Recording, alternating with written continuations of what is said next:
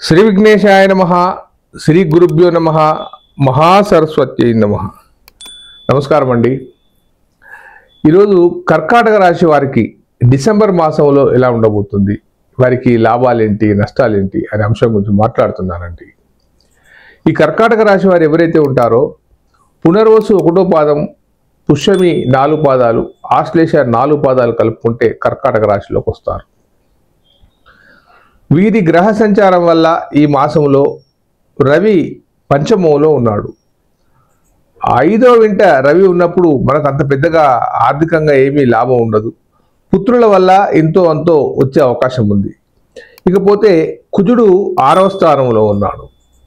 కుజుడు 6వ స్థానంలో ఉన్నప్పుడు మనకు చాలా లాభం జరుగుతుందండి. కుజుడు 3, 6, 11 స్థానాలలో ఉన్నప్పుడు మంచి ఫలితాలను ఇస్తాడు. ఎలాంటి ఫలితాలు ఇస్తాడంటే, మీకు ఏదైనా స్థలాలు కానీ లేదా ఏదైనా గృహ నిర్మాణాలు కానీ ఏదైనా ప్రభుత్వ ఉద్యోగ రంగంలో కానీ ఉంటే మీకు అద్భుతమైన ఫలితాలు ఇస్తాడు. సమాజంలో మంచి ధైర్యాన్ని ఇస్తాడు. మీరు ఏదైనా సమస్యను ఎదుర్కోవాలనుకున్నప్పుడు అత్యద్భుతమైన ఫలితాలను కూడా ఇస్తాడు కుజుడు. ఇకపోతే గురువు పంచమ స్థానంలో ఉన్నాడు.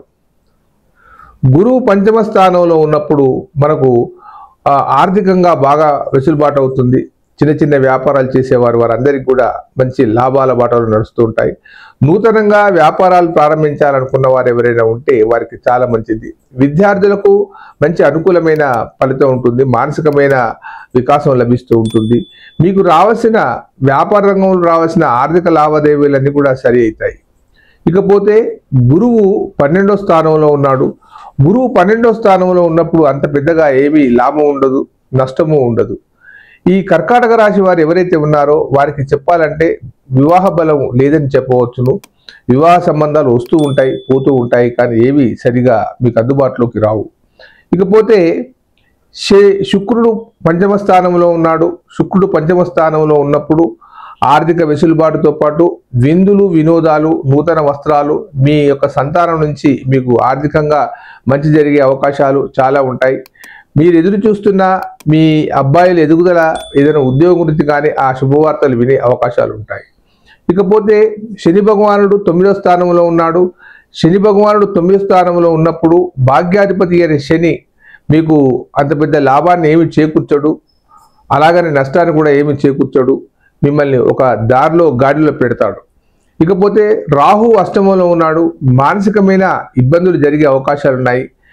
ఎంత ఆలోచన చేసినా కానీ ఈ పనులు కావు అని మీరు భ్రమపడిపోతూ ఉంటారు. దానివల్ల ఇబ్బంది జరుగుతూ ఉంటుంది.